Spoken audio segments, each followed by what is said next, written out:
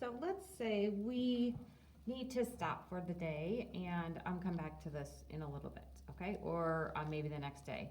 So it's really important that you store this properly. We want this clay to stay moist so that you can continue to build with it.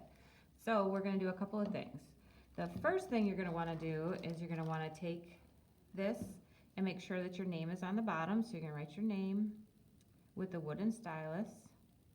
And remember, you are not pressing very hard. You want to take your time so that it can be read. I have to be able to read it so I can get it back to you. And you're also going to put your class code. So this is 5ZIE for the students who are in Mr. Ziegler's class this year for 5th grade. Then you're going to take this and you're going to put it inside your Ziploc bag.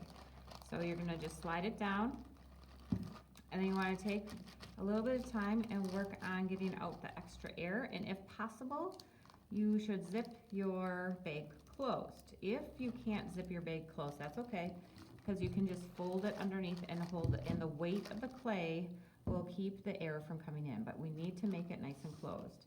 The other thing you're going to want to make sure you store is your extra clay. We don't want this to dry out either.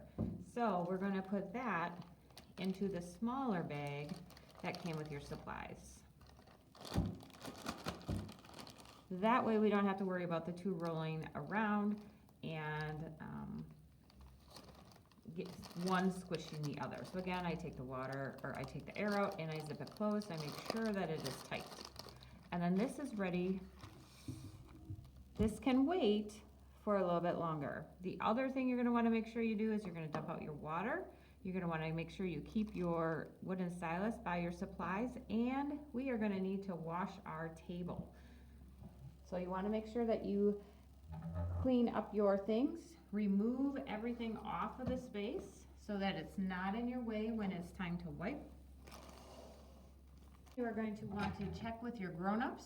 I'm just using a wash rag here. It is wet, but it is not dripping. You can see how there's no water falling. We don't want to create puddles.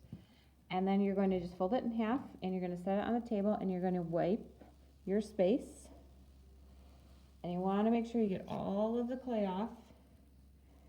And then you can see how there's some clay on this rag. So that means I need to do a little bit more cleaning, so I'm just going to flip it over and wipe it again.